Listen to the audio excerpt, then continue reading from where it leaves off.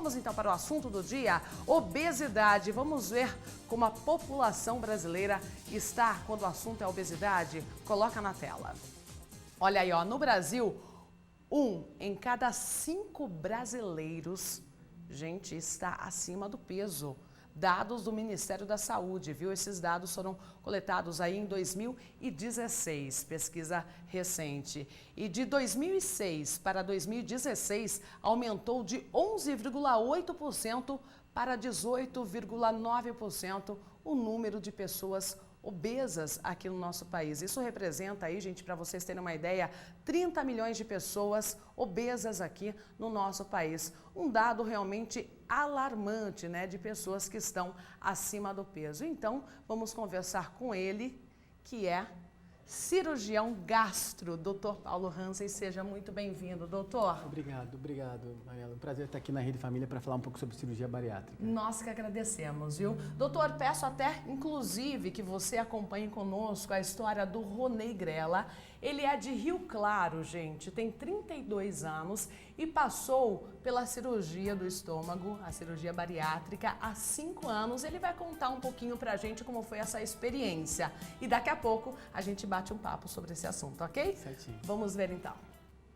Marielle, para saber mais sobre essa opção, né, essa decisão de quem faz uma redução do estômago, quem escolhe pela bariátrica, eu vim conversar com o Ronei. Ele é turismólogo, já fez essa cirurgia tem algum tempo e vai contar a história dele aqui pra gente, para todo mundo que está assistindo o RF com você. Ronei, obrigada por ter nos recebido aqui na nossa casa. Eu que agradeço. Marielle, muito obrigado pelo convite e fico sempre à disposição de vocês. Vamos lá então, vamos começar do começo, como a gente tem que fazer. Ronei, como que aconteceu essa decisão de escolher a bariátrica? Como que tudo começou? Então, Ana, eu fiz a cirurgia já está com 5 anos, né? E durante todo esse processo foram muitas transformações. Tudo se iniciou, né, quando eu comecei a me privar de uma série de questões da minha vida social. Então, eu queria ir num cinema, eu não entrava na poltrona. Eu queria ir no teatro, eu não entrava na poltrona. Eu ia procurar roupas, eu não encontrava roupas. E o ápice se deu quando eu fui comprar o carro, né? Quando eu fui para comprar meu carro e passei em 2 concessionárias, entrei dentro de carro e nada de que um carro que estivesse dentro do meu orçamento eu estivesse dentro do carro, né? Pode dizer. Entrava, ficava apertado, uma situação bem constrangedora, bem horrível. Então, aí que eu acabei optando por ir fazer esse processo da cirurgia bariátrica, né? E uma série de outras questões que já vinham durante a minha pré-adolescência, adolescência, a questão de sátira entre amigos, uma série de questões que ao longo, né, dessa jornada aí, ela foi tendo um peso muito grande na minha vida até que eu resolvi dar um basta. Falei, chega. E você falou dessa situação do carro, né, em 2 concessionárias. Isso é uma situação que nem todo mundo, né, consegue às vezes comprar um carro, nem todo mundo chega até essa dificuldade. E o dia a dia, teve alguma outra situação ou outras situações a que você passava, que você começou a se incomodar? Você falou da sua pré-adolescência, o que acontecia? Ah, com certeza, né, Ana? O colégio onde eu estudava tinha, durante a educação física, nós tínhamos dias que eram de piscina, né?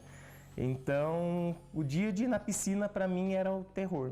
Eu sabia que durante a fila para poder aguardar para descer para a parte esportiva era um sacrifício tremendo, porque você colocava a sunga, se enrolava na toalha, mas daí, como os amigos chamavam, né, o peitinho ficava à mostra, daí vinha a zoação, os amigos tiravam sarro.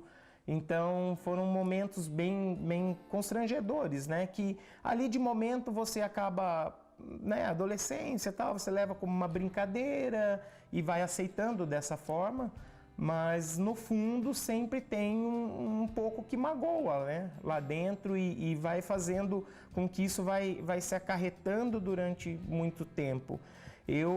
Um outro momento também que eu acabei passando foi antes de comprar o carro, uma situação, né, que foi bem dramática, foi que eu andava de ônibus e em uma dessas indas e vindas para o trabalho e tal, sempre o motorista já sabia, acabava abrindo a porta de trás, né? Então eu automaticamente já ia para a parte de trás do ônibus, entrava... Então, enquanto todo mundo subia na frente, você estava na porta de trás? Eu estava na porta de trás. Eu já até a hora que o ônibus começava a estacionar próximo, que ele já parava onde estava o maior acúmulo, eu saía daquele acúmulo de pessoas e já ia me dirigindo para a parte traseira do ônibus para entrar, né? Então ali no que você entrava no ônibus, já tinham diversas pessoas lá, todo mundo parava e olhava para você. Aí você tinha que ir até o cobrador, o caixa, para poder efetuar o pagamento e voltar para um assento onde estivesse vago. E nisso todo mundo olhando para você. Aí foram diversas vezes dessa forma, até que eu falei assim, não, eu vou tentar passar pela porta da frente. Eu vou tentar passar pela roleta. Não quero mais passar por essa situação. Exatamente. Foi aí que eu resolvi, vou arriscar e vou tentar passar pela roleta. Foi a pior coisa que eu fiz.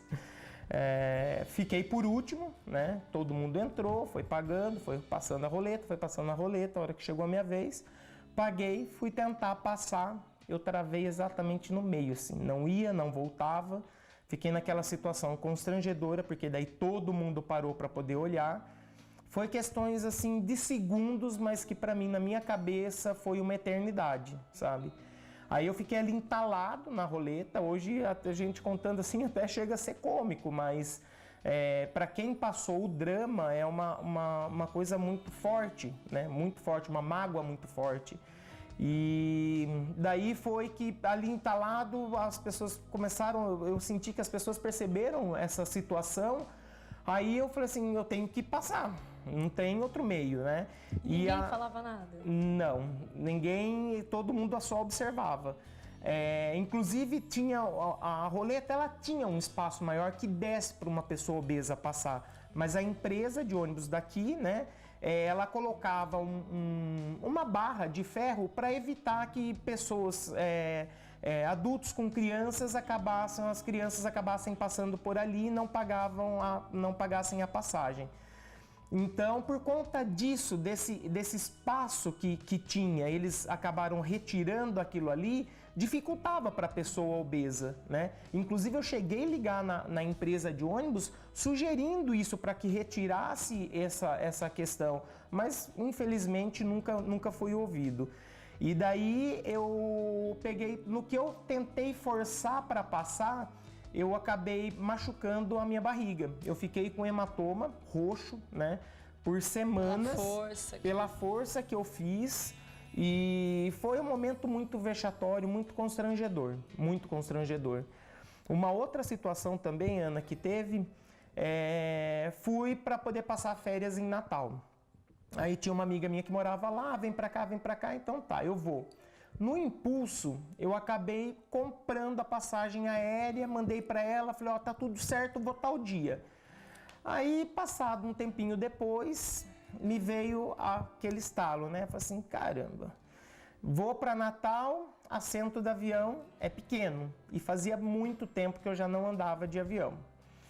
Aí eu falei assim, nossa, né? E agora? Como que eu vou fazer?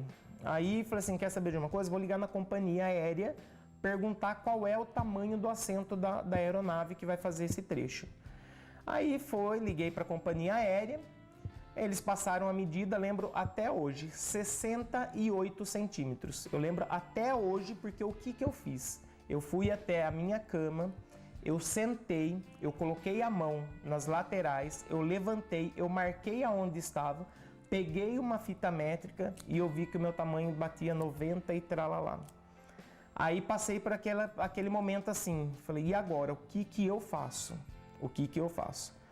Liguei novamente para a companhia aérea, expliquei a situação, falei assim, olha, eu sou uma pessoa obesa, peso tantos quilos, a poltrona do avião é de 68 centímetros e o meu tá dando 90 e pouco, beirando 100, né?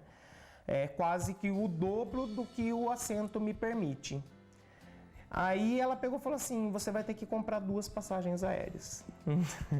Foi o ápice do absurdo. Aí eu falei assim, não, isso não tá certo. Eu falei, isso não tá certo. Pensando, né, em tudo isso que você passou, a questão do carro, do ônibus, do avião, e você já citou cinema, teatro, a sociedade, os estabelecimentos não estão preparados para uma pessoa acima do peso. De forma alguma. E a única alternativa é redução do peso. Então, quem não quer emagrecer, quem não consegue, quem não pode fazer uma cirurgia... Ela se priva. Foi o que eu comecei a fazer. Ela começou a se privar, as pessoas se privam de direito social. É um direito meu ter um convívio social. E eu estava me privando de algo que é um direito meu.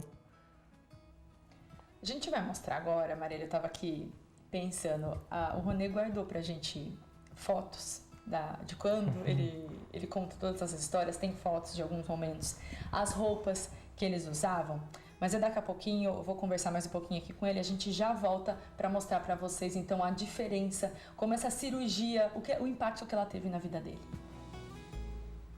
Bom, daqui a pouco então a gente volta com mais um trecho dessa entrevista incrível. Obrigada, Ronê, por contar aí todos esses fatos, histórias passadas, na verdade, né? Porque Ronê está com 100 quilos a menos. Temos o antes e depois. Posso já colocar, não posso? Depois ele vai mostrar as roupas que ele usava, mas aí está, olha, a foto dele. 186 quilos e agora atualmente, como eu já disse, na versão turbinada, né? Com 86 quilos. A autoestima muda demais, né, doutor Paulo Hansen? Para quem está chegando agora, o cirurgião gastro, doutor Paulo Hansen, está aqui para falar mais sobre esse assunto com a gente. Isso dá uma diferença. O que as pessoas sempre dizem que dá a satisfação de fazer essa cirurgia, quando elas retornam com a gente, é falar, se eu soubesse, teria feito antes, porque é uma mudança na qualidade de vida incrível. Deve dar uma vitalidade, né? Uma vontade de viver mais e Sim, feliz, a atividade né? física é um dos principais fatores. Além de ser necessária, todos começam a exercer a atividade física, ter mais convívio social e a vida muda radicalmente. Hoje, para quem é indicado, doutor, parece que mudou uma regrinha, né? Antes, apenas as pessoas consideradas muito obesas podiam fazer. Agora a indicação mudou? Sim, o que ampliou-se agora é as comorbidades, as doenças associadas relacionadas ao peso. Antes a pessoa tinha que ter um índice de massa corpórea, que é aquela fórmula que a gente divide o peso pela altura ao quadrado, acima de 40, mesmo sem nenhuma doença associada, esse era o peso que precisava ser feito. Por exemplo, assim, de uma forma prática, quem tinha 1,60 de altura precisava ter, vamos basear, 1,60, o peso dela 60 quilos, então tem que ter 40 quilos a mais. Então teria que ser 100 quilos para poder fazer a cirurgia bariátrica. Hoje se indica a partir de 35 de índice de massa. Então seria uma pessoa dessa que tem 1,60 de altura, bastaria ter em torno de 90, 92 quilos e ter alguma doença associada, que antes eram só hipertensão arterial, alguma doença pulmonar, doença óssea, doença tipo hernia de disco ou diabetes, que é uma das principais fatores relacionados também. Hoje já se incluíram mais de 20 outras patologias, por exemplo, doença de refluxo. Quando a pessoa é muito obesa, o indicado não é fazer a cirurgia de doença de refluxo, o ideal é fazer a cirurgia bariátrica, porque a doença de refluxo no obeso, a cirurgia específica para o refluxo não tem resultado tão bom. Pra você ter uma ideia, o ovário policístico na mulher, no homem, até a impotência relacionada à obesidade é um fator indicador para a cirurgia bariátrica. Ou seja, isso aí reduz até o tratamento na rede pública, né? Sim. Porque quem é obeso vai, de repente, ter algumas doenças, desenvolver algumas doenças ao longo da vida, né? Fazendo essa redução antes, que hoje os planos cobrem também, né? Acaba evitando aí gastos na rede pública, não é mesmo? A longo prazo, sem dúvida, que vai haver uma mudança radical nos gastos que ocorre no sistema todo. Você falou do cálculo, quando o paciente vai até o consultório, você acaba usando essa tabelinha e nós fizemos na tela para você em casa ter ideia se você está acima do peso ou não. Primeiro coloca a fórmula, como chegar, quem quiser aí fazer na calculadora do celular mesmo, né? Eu usei o meu peso, a minha medida para ficar mais fácil. Olha aí o exemplo, gente. Você faz o peso, corrija se estiver errado, ok, doutor? O meu peso é 60 quilos, dividido pela minha altura ao quadrado. Ao quadrado é o seguinte cálculo, gente. 1,76 vezes 1,76, que ali embaixo dá 3,09 e mais alguns números que eu não coloquei para não ficar muito extenso, né? Daí eu dividi 60 dividido por 3,09, cheguei ao IMS de 19,41, que é considerado um peso ideal para mim. Aí coloca agora a tabelinha. Se você fez o cálculo, você chegou a um número desses aí na coluna do lado esquerdo da tela, ok? Daí você acaba vendo se você está abaixo do peso ideal. Acho que quem está abaixo do peso acaba ficando feliz, doutora, ou é considerado uma pessoa muito magra daí? Abaixo de 18,5 é muita coisa. Muito Deve ter magro. talvez algum distúrbio nutricional associado, provavelmente, que também precisa ser tratado. Olha, tô quase chegando lá então, hein, doutor? Eu tô com 19,41. Daí você vê, olha, levemente acima do peso, obesidade grau 1, obesidade grau 2 e obesidade grau 3. A indicação hoje já é na obesidade grau 1, doutor? Assim, oficialmente indicada, segundo o protocolo do Ministério da Saúde, ainda é o grau 2, mas já existem protocolos que estão sendo feitos e aceitos até pelos conselhos de medicina, de que até nos diabéticos não obesos, que seriam os que se incluem na obesidade grau 1, a cirurgia, de uma maneira muito parecida como é feita para a cirurgia de perda de peso, está sendo indicada para o tratamento do diabetes tipo 2. Doutor, qual o tipo de cirurgia bariátrica que existe hoje? Tem o tal do grampo mesmo? Sim, mas... Grampeia o estômago, é isso? O grampeador é um aparelho que a gente usa para fazer a grande maioria das cirurgias abdominais, cirurgias digestivas, até em outras cirurgias que não digestivas. Os grampeadores são instrumentos que fizeram a cirurgia evoluir, principalmente no tempo. E os grampeadores fazem com que a cirurgia, que antes demorava 6 horas, hoje leva em torno de 40 minutos. Então, aquelas que as pessoas sempre associam com o grampo, que todo mundo comenta, minha cirurgia é grampeada ou cortada, são as cirurgias que fazem o desvio do intestino e a redução do estômago, são as mais comumente aceitas com melhores resultados. Existem aquelas que só desviam o intestino, tem aquelas que só reduzem o estômago, e as mais eficazes na prática são as que fazem as duas coisas associadas, são as cirurgias mistas, que reduzem o estômago e desviam o intestino, e aí no uso mais amplo dos grampeadores. Porque se só apenas fizer um desse tipo, acaba de repente tendo o aumento do ganho de peso? Isso, principalmente aquelas que reduzem só o estômago, são cirurgias que acabam fazendo ter uma restrição, mas com a ausência de diminuição da absorção, sem mexer na absorção, a pessoa, se passar a comer um pouquinho mais, ela vai manter o peso, ou até nem chega a perder, ela passa até a ganhar às vezes. Doutor, e fala uma coisa pra mim, quando o paciente chega até o seu consultório, a gente tem que mostrar aqui também, gente, porque muita gente fala assim, é sem vergonha, come demais, tem dieta, vai pra academia. Não é assim, né? Tem gente que realmente é doença, obesidade. Sim. Tem dificuldade de perder peso, né? Sim, na grande maioria das vezes, todos nós temos hábitos errados, né? Até quem é magrinho como você, às vezes tem algum hábito errado. Mas a questão é que, às vezes, algumas pessoas, o hábito altera desproporcionalmente o peso dele, o hábito errado, né? O hábito de comer, não se alimentar adequadamente. Então, muitas vezes, é aquela pessoa que diz assim, eu conheço um monte de gente da minha família que come muito mais do que eu e é magra. Geralmente, isso ocorre por uma série de fatores, a obesidade é uma doença multifatorial, mas um dos principais fatores é a mudança na absorção. Algumas pessoas ingerem muito e têm uma absorção menor, e outras ingerem pouco e têm uma absorção tão grande quanto aquela pessoa que come muito. Isso é o que faz dessa diferença de peso que ganha uma pessoa que ingere, às vezes, nem tanto assim, e a outra que come pouco. E não é tão fácil também o procedimento, né, doutor? Tem Sim. que passar aí por várias etapas, na verdade, até chegar ao centro cirúrgico, na verdade, né?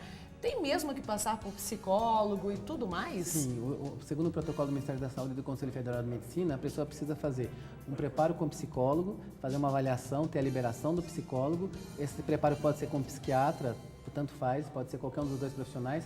Fazer um preparo já prévio com a nutricionista ou nutrólogo também. E as avaliações, cardiologista, pneumologista, em última instância o anestesista, fazer endoscopia, exames de sangue, ultrassom. Se todos esses exames, todos esses parâmetros estiverem ok, estiverem favoráveis à indicação, quer dizer, os riscos têm que ser como toda cirurgia existe um risco, mas os riscos têm que ser muito menores aos benefícios.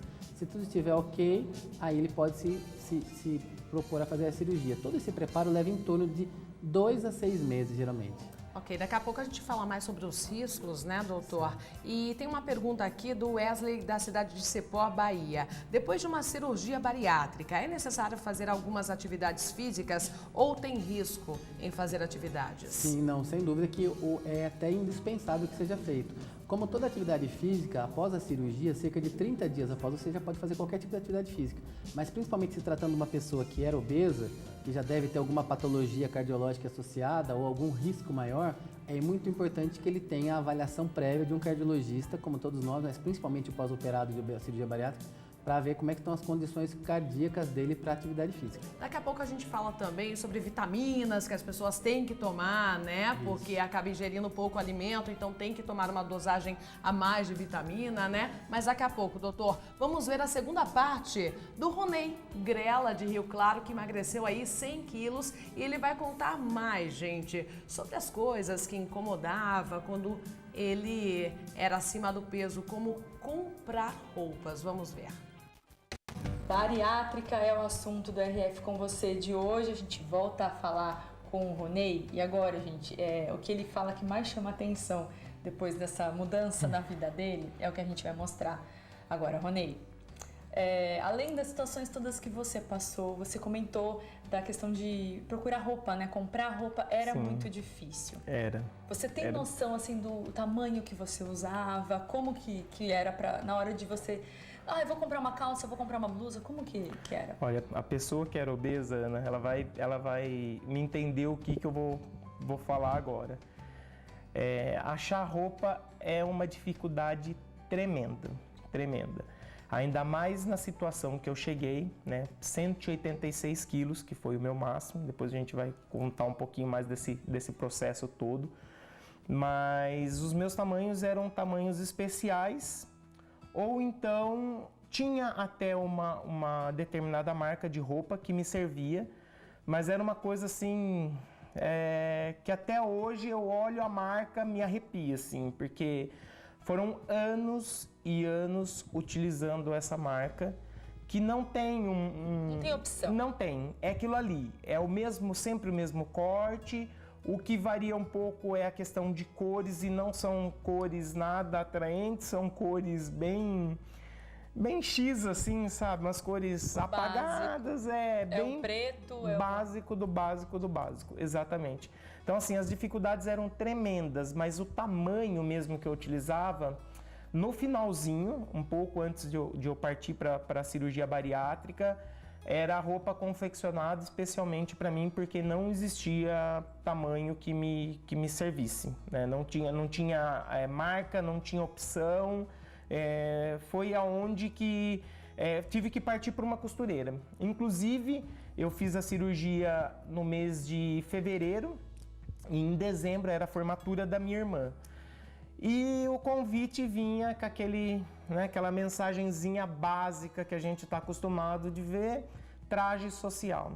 Aí eu falei assim, meu Deus, e agora? Aonde que eu vou arrumar a roupa social? Porque não tinha uma roupa social. Você não ia perder a formatura da sua irmã?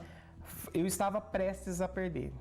No dia que ficou pronta a calça, eu chorava na costureira. Eu chorava, mas chorava mesmo, assim, ó, chorava, porque estava tudo indo para que eu não fosse na formatura dela. Eu ia perder a formatura da minha irmã por falta de roupa, por questão de roupa. Foi a costureira, eu procurei, revirei em toda a cidade toda, não achava roupa social. Uma comerciante de um local que aluga, ela foi para São Paulo, ela procurou em São Paulo, ela não encontrou em São Paulo camisa e nem calça. Aí foi que eu falei assim, bom, sabe o que eu vou fazer? Eu vou com uma polo, que eu já tenho uma polo, que foi confeccionada para mim mesmo, e a calça eu vou mandar confeccionar. Aí foi onde eu fui para costureira, isso assim, 3, 4 dias antes da formatura. Aí ela pegou, tirou as medidas, começou a confeccionar a calça. Quando eu cheguei para poder buscar a calça estava menor do que a medida que ela havia tirado. Menor. Isso na véspera da formatura. Na véspera da formatura. Já não tinha tempo, mas... Exatamente. Aí foi aonde eu falei, eu não vou. eu não vou na formatura da minha irmã, eu não tenho roupa. E a frustração, né? Exatamente. É situação terrível, terrível, terrível. É uma sensação que só quem passa por isso sabe a dor, a angústia e o sofrimento que é para essas determinadas coisas. Foi que daí ela, a formatura começava às 7 horas, eu peguei a calça, era às 5h30, 6 horas. A hora que eu peguei a calça, que eu fui para provar, para ver se ia dar certo mesmo. Aí foi que deu certo, eu tenho a calça aqui e eu vou mostrar para vocês. Vamos aproveitar, gente. É o que faz, o que chama atenção, né?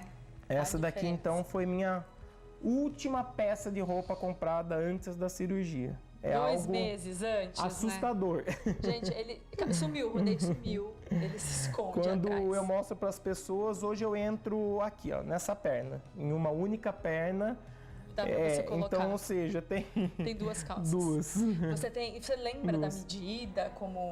Olha, ela depois, né, conversando e tal, ela chegou a falar que isso daqui é o equivalente a um tamanho 76. E ela já tinha feito roupa desse tamanho? Não, ela disse que foi a primeira situação, inclusive eu encontrei ela esses dias e ela falou aquela outra que não te serviu, que ficou lá parada, porque, né? Eu acabei vendendo para uma outra pessoa por questão da mesma razão que a sua. Não acha roupa e acabou entrando, né? Servindo nele. Ele falou assim, não, eu vou ficar com essa roupa, eu quero comprar essa roupa. Porque, na verdade, ela é para alugar, né? Entendi. E daí ele acabou ficando com a roupa. Tem mais algumas peças? Vamos mostrar, já que a gente iniciou, né? Essa daqui é uma bermuda. Essa é comprada. Isso, essa daqui era determinada marca que quase não tinha opção. Era sempre assim, ó, cor assim e nesses modelos. Então assim, tá bonitinho a hora que você abre, que eu usava no máximo mesmo. Eu usava o elástico... Era a única marca que fazia, ainda assim fazia limitado. Sim, fazia limitado. As empresas então você acaba não tendo muita isso, opção. Gente. Na faculdade eu tive um evento, né? E todo mundo foi uniformizado. E a minha camiseta, precisei levar uma de modelo. Essa daqui era o tamanho da minha camiseta. Que também te esconde. Exatamente. Também te esconde. É isso é... Você, Ronei, você olhando para essas peças hoje, o que é difícil perguntar. O que você sente? É um mix de sensações, é um mix, mas assim, o que me vem, a primeira coisa que me vem é gratidão. Sabe, é gratidão você foi corajoso. Mesmo. Porque, não diria nem a palavra exata corajoso, mas eu diria que... eu não consigo usar uma palavra para definir. Não tem... Porque não é fácil tomar essa decisão. É um processo. Coragem também, porque você não é simplesmente estou aqui, vou fazer. Não é assim, é um processo. É todo um processo. E envolve toda a sua família, não é só você. Sim. E a gente vai chegar lá ainda, mas o pós-operatório também não é nada fácil. Não, é um sacrifício que você tem que fazer agora para colher depois, né? Hoje eu colho aquilo que é o sacrifício que eu fiz lá atrás. A gente volta a falar ainda do pós-operatório no programa de hoje, mas antes eu queria mostrar, gente, as fotos que o Ronei separou pra gente. A gente mostrou as roupas, já impressiona. E ver as fotos também é legal, até para ele falar de algumas situações que ele passou. Vamos começar.